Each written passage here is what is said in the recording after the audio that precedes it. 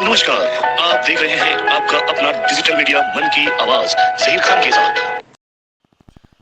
ओम Sai builders end developers की or से कुर्ला तकियावाड़ क्षेत्र में एसआरए झोपड़पट्टी पुनर्वसन प्रोजेक्ट से जुड़ी मीटिंग ली गई। यह मीटिंग जनता सोसाइटी सदस्यों के बीच संवाद का एक अहम मंच रहा, जहां हर सवाल का जवाब और हर परिवार के सपनों की दिशा तय की जा रही है। यह मीटिंग कुर्ला के एसआरए प्रोजेक्ट से जुड़ी एक ऐतिहासिक और महत्वपूर्ण बैठक है। यह सिर्फ एक मीटिंग नहीं, बल्कि साझा यात्रा का एक नया अध्याय है, जहां सपनों का घर, सुरक्षित जीवन और सम्मानजनक भविष्य एक साथ आकार ले रहा है। इस मीटिंग के माध्यम से एसआरए प्रोजेक्ट की वर्तमान स्थिति, सरकारी और कानूनी प्रक्रिया की प्रगति और आने वाले निर्माण चरणों के बारे में विस्तार से साझा किया गया है। इस मीटिंग में स्थानिक रहवासियों ने भी अपने सवाल खुले रूप में रखे और ओम साई बिल्डर्स एंड डेवलपर्स की तरफ से हर प्रश्न का स्पष्ट और ईमानदार उत्तर दिया। इन सभी जवाबों से स्थानिक रहवासी संतुष्ट और आत्मविश्वास से भरे दिखे। यह संवाद दर्शाता है कि यह प्रोजेक्ट सिर्फ निर्माण का नहीं, बल्कि विश्वास और पारदर्शिता पर आधारित विकास यात्रा है।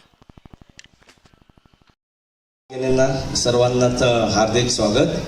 मी संजय उमाकांत बाजे, एसआरएचा विशेष सल्लागार म्हणून मी काम करतोय। आजपर्यंत मी सर्व GBR कन्सेंट एसआरए संदर्भात म्हणजे 3310च्या अंतर्गत जे काय आपल्याला मिळणार आहे या झोपडपट्टीवासींसाठी मी काम करत असतो। माझे अनेक ठिकाणी प्रोजेक्ट स्वतःचे पण चालू आहेत, भांडुपला चालू आहेत, वडाळ्याला चालू आहे, शिवडीला चालू आहे। पण मला एक उत्सुकता असते की झोपडपट्टी वासियांना जास्तीत जास्त आणि चांगल्या मार्गदर्शनाने कसं पुढे जाता येईल यासाठी मी नेहमी कुणीही बोलवलं तर मी त्यांना जाऊन तिकडे सर्व व्यवस्थित सुरळीतपणे सांगतो। त्यांच्या मनात काही शंका असतील, कुशंका असतील त्या पण मी दूर करतो आणि कोणालाही सांगतो की जबरदस्ती कोणालाही नाही। आज आपण इथे उपस्थित एवढे राहिलात, तुमच्या पण मनात शंका कुशंका असणार, संभ्रम असणार, पण आज आपण तुम्हाला मी एकच सांगतो की आपण 3310च्या अंतर्गत जी काही एसआरएने स्कीम इथे राबवण्याचा आम्ही प्रयत्न करतोय त्याच्यातला एक 10,000 मीटरचा टप्पा तर आम्ही पूर्ण केलेला आहे। आमच्या त्या टप्प्यावर उत्कृष्ट प्रतिसाद मिळाला। 450 लोकांनी कन्सेंट भरले, म्हणजे 100% आम्ही पास करून पुढे गेलेलो आहे। तर आम्हाला पूर्ण तकियावाडचा प्रवास हा सुशोभित आणि सगळे जर मिळून आलो तर सुरळीतपणे इथे मी पाहिलं आहे की प्रत्येक ठिकाणी मी मीटिंग करत होतो, सर्व धर्म समभावाचा इथे कोणताही अभाव नाही आहे। सर्व लोकांना एकनिष्ठ आणि एकसंध राखण्याचं काम आपल्या सगळ्या लोकांनी केलेलं आहे। त्याबद्दल खरोखर तुमचं कौतुक करणं फार गरजेचं आहे। आपण त्याला पात्र करण्यासाठी सहकार्य करू। कुठलेही डॉक्युमेंट्स आम्ही त्याचं बनवणार नाही, पण त्याला सहकार्य करणार आणि जर नाही राहिला, सहकार्य नाही झालं आणि नाही अपात्रच राहिला तर आम्ही त्याचे पैसे भरून त्याला स्वतःचं घर कसं देणार याची ग्वाही देणार आहे। हे तुम्ही मनातलं काढून टाका की कोणी इथे अपात्र असू दे ना तर पात्र असू दे, पण त्याला घर नक्की मिळणार आहे। आणि तो कसा मिळणार आहे ते पण मी पुढे तुम्हाला नंतर सांगेन। आपण ही स्कीम घेऊन असताना पहिला 10,000 मीटर घेतला, आज 22,000 मीटरवर आलोय। म्हणून आज आपण तुमच्याशी बोलतोय, याच्यासाठी बोलतोय की तुम्ही लवकरात लवकर आमच्या संस्थेशी एकजूट व्हा। म्हणजे काय होईल, मला सर्वे केल्यानंतर सुरळीतपणे हवेशीर एक स्टेप बाय स्टेप आहे बघा। इथे 22 माळ्याच्या वरती बिल्डिंग होणार नाहीये, कारण इथे फनल झोनचा प्रॉब्लेम आहे। त्यामुळे किती लोक माझ्याबरोबर जुडतायत, माझ्या सेलचा मला काही प्रश्न नाहीये। मी सेल नाही तर TDR जनरेट करीन इथे, मला त्याचा काही विषय नाही। मला विषय असा आहे की ते लोकांना घरं कशी मिळतील त्यासाठी आम्ही इथे प्रयत्नशील आहोत। म्हणून आम्ही स्टेप बाय स्टेप एक 10,000चा टप्पा आमचा पूर्ण झालेला आहे। उद्या आपण एकनिष्ठ नाही झालो, एकसंघ नाही झालो तर आम्ही ती स्कीम चालू करणार। मग आम्ही कोणाची वाट बघणार नाही, कारण काय शेवटी आम्हाला पण एसआरएचं बर्डन आहे। स्कीम टाकल्यानंतर 1 वर्षाच्या आत जर त्या बिल्डरने काही नाही केलं तर बिल्डर डिस्क्वॉलिफाय होतो, ऑटोमॅटिक डिस्क्वॉलिफाय होतो। भले त्याची आर्थिक परिस्थिती चांगली असू दे, काही असू दे, पण आम्ही तसं केलेलं नाही आहे। आम्ही LOI उचललेला नाही अजून, कारण आम्ही सांगितलंय की आम्ही पूर्ण तकिया वाट डेव्हलप करणार आहे. त्यासाठी आम्ही त्यांच्याकडून वेळ मागून घेतलेली आहे आणि त्या वेळेचं महत्त्व म्हणून आम्ही पटापट या GBR घेतोय, सगळ्यांना संबोधतोय की तुम्ही पटकन या, म्हणजे जेणेकरून तुम्ही आमचे झालेत आणि आम्ही तुमच्यासाठी झटणार.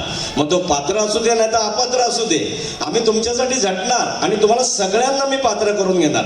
नवीन 2-4 दिवसापूर्वी मी खरोखर महायुती सरकारचं खरोखर स्वागत करतो. त्यांनी चांगला निर्णय घेतलाय आणि तो झोपडपट्टीवासियांसाठी घेतलेला आहे. झोपडपट्टीवासियांसाठी स्कीम राबवताना त्यांनी असं केलेलं आहे की त्यांना भरपूर अडचणी आल्या की कुठे कुठे स्लम आहे आणि बाजूला बिल्डिंग आहे, तर ते कसं अंमलबजावणी करायचं, त्यासाठी त्यांनी नियमावली चालू केलेली आहे. 33(5), 33(7), 33(9). पण आम्ही काय सांगतोय, आम्ही 33(10)च राबवणार आहे. ते कारण क्लस्टर नको आम्हाला, काही नको, आम्ही घराला घर देतोय. मग आम्हाला काय करायचंय, आम्ही 33(10)च इथे राबवणार आहे. कारण त्यामध्ये पात्र अपात्र करण्याचा जो विषय होणार आहे तो आम्हाला सुलभ होईल. म्हणून आम्ही 3310च्या अंतर्गतच इथे झोपडपट्टी पुनर्वसन योजना राबवणार आहे.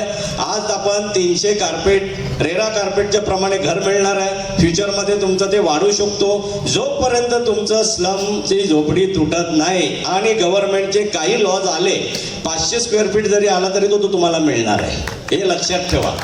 म्हणजे आपण जर इथे स्कीम जर सुरू करण्याच्या पूर्वी, कारण ते होणार का धारावीच्या पॅटर्नवर, धारावीच्या लोकांना 3310 अंतर्गत 300 फूट घर देते, मग आम्हाला का 500 फूट घर देते, मग आम्हाला का नाही.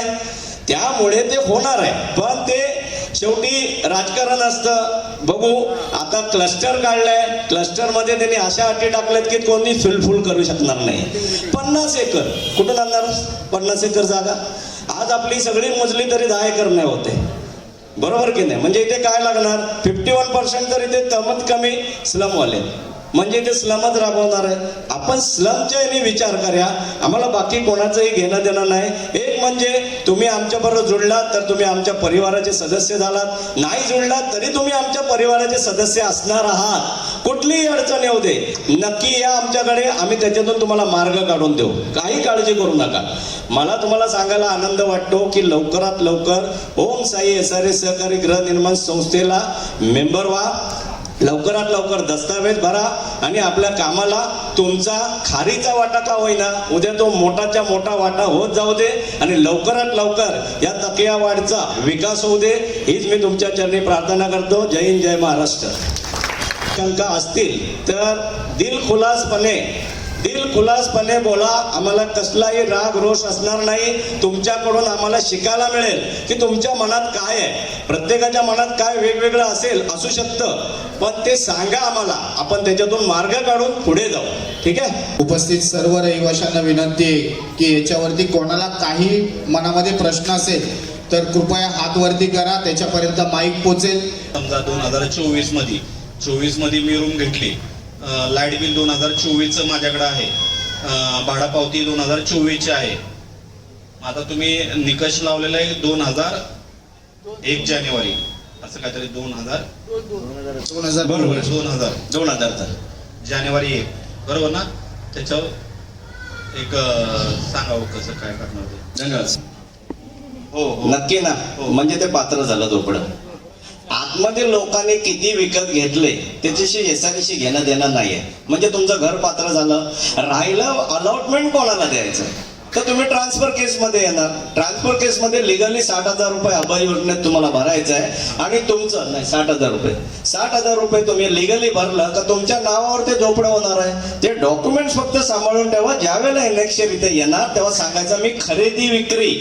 ज्यावेळेला तुमच्या एनेक्शर मध्ये नाव जाणार तेव्हा खरेदी विक्री हे एनेक्शर मध्ये तुम्हाला टाकायचं. एनेक्शर म्हणजे परिशिष्ट 2.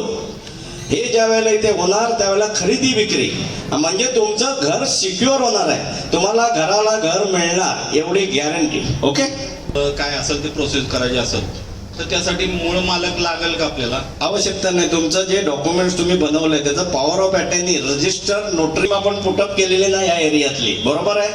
ज्यांचे वारस असतील त्यांची पण पॉवर राईट्स आताच तुम्ही काढून घ्या. फ्युचरमध्ये आज 10 लाखाची रूम उद्या 1 करोडला होणार तेव्हा भांडणं होणार आपापसात.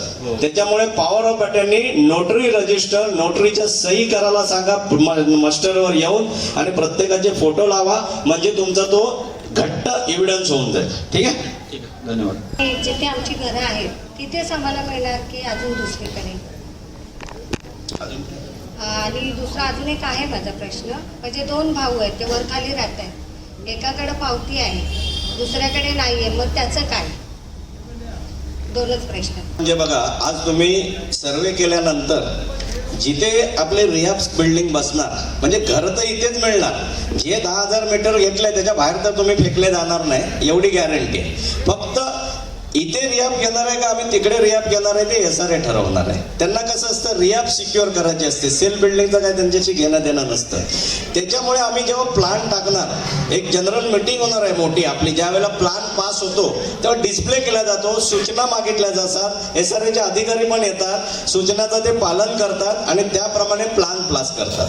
आपण ठरवल्याप्रमाणे अजून आपला टेंटेटिव्ह प्लान पण हे झालेलं नाही, पण बाउंड्रीच्या बाहेर तुम्ही कुठे जाणार नाही. जी बाउंड्री आपली आहे फक्त इकडचं तिकडे, पूर्वचा पश्चिम, त्या बाउंड्रीच्या बाहेर तुम्ही जाणार नाही एवढी नक्की खात्री ठेवा. राहिला प्रश्न तुमचा 1+1.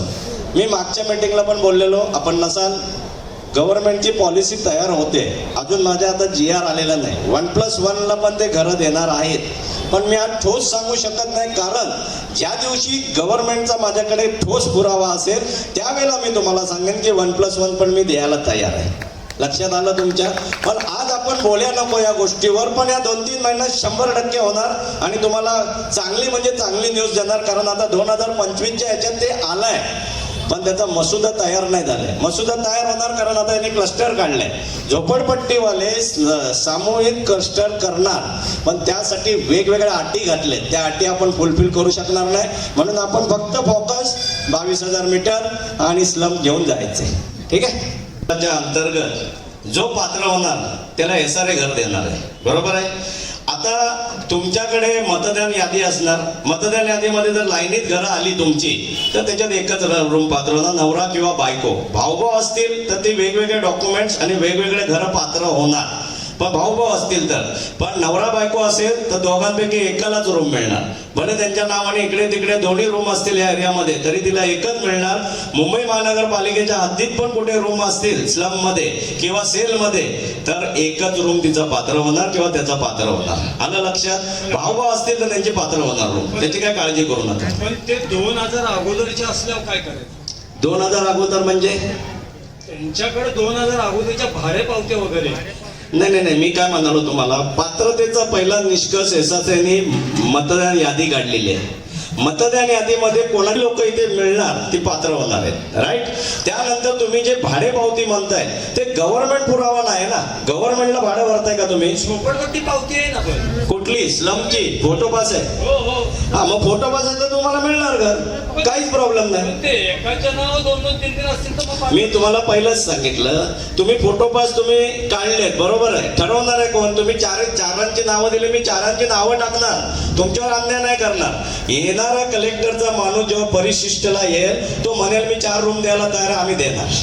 पण तो म्हणेल मी एकच रूम देणार, त्याच्या विरोधात तर मी काय बोलू शकणार नाहीये, कारण मी 33-10च्या अंतर्गत ही स्कीम घेऊन चाललेलो आहे. आणि सगळ्यांना कसं पात्र करता येईल बघा, आमचं उद्दिष्टच आहे, कोणालाही बेघर करणार नाही, पण डॉक्युमेंट्स आम्ही बनवणार नाही, पण त्याला आयडिया देऊ की काय करायचं आणि तुझं घर कसं पात्र करायचंय. आलं लक्षात? घर बांधकाम ज्या वेळेला SRA ठरवेल तुम्हाला मी काय परमिशन देतोय त्यावेळी आपण हा चर्चा करू की बाबा आम्हाला परमिशन मिळालंय, बफर सोडायला सांगितलंय, रोड सोडायला सांगितलंय, त्या मीटिंग आपल्या होत राहतात. ठीक आहे, चलो, ओके, थँक्यू, धन्यवाद. जोरदार टाळ्या होऊन जाऊ दे यांच्यासाठी. चांगले प्रश्न विचारले आणि तुमच्या हिताचे प्रश्न विचारले. मालकाच्या ज्या मालमत्ता आहेत त्याच्या नोटीस आम्हाला येत आहेत आणि त्याचे पैसे आमच्याकडनं घेतात ते. मालकाच्या जागेवर तुम्ही राहताय साहेब, हो. स्लम तुमचं बसलाय, हो. तुम्ही त्या झोपडपट्टीत राहताय, हो. तुम्ही जर इथे फॉर्म भरले तर तुम्हाला सिक्युअर करायची जबाबदारी आमची आहे का? संस्था पत्र टाकणार की तुम्ही त्यांच्याकडून कसं घेताय, तुम्ही SRAला आम्ही पैसे भरणार आहे त्यांच्या नावाने 40,000 प्रॉपर्टी टॅक्स वगैरे त्यांच्याकडून द्या. आज कसं आहे, तुम्ही जर आमच्याबरोबर जुडा का, आम्ही त्याच्यासाठी बोलतोय की आम्हाला पिक्चर क्लिअर होऊ दे, किती लोक माझ्यावर येत आहेत किती नाही आहेत आणि त्यांच्यासाठी काय करायला पाहिजे. आता तुम्ही जो प्रश्न करताय की आम्हाला नोटीस पाठवताय, त्यांचं कामच आहे, त्यांचं कामच आहे बीएमसीचं, पण तुम्हाला बेघर केलं का? नाही करणार पण नाही, त्यांना रूल माहिती आहे. ह्याला जर मी लिगली नोटीस पाठवली तर तो कोर्टात जाणार आणि कोर्टात विचारणार मी मालक थोडा आहे, हे मला का पाठवतात? तो तुमच्या झोपडीवर नाही मारत आहे, त्याची जी जमीन वापरून तुम्ही त्याचा मेंटेनन्स घेताय बीएमसीचा, त्याचा टॅक्स गोळासाठी ते पत्र पाठवते तुम्हाला. तोपर्यंत इकडचा सर्वे पूर्ण होत नाही.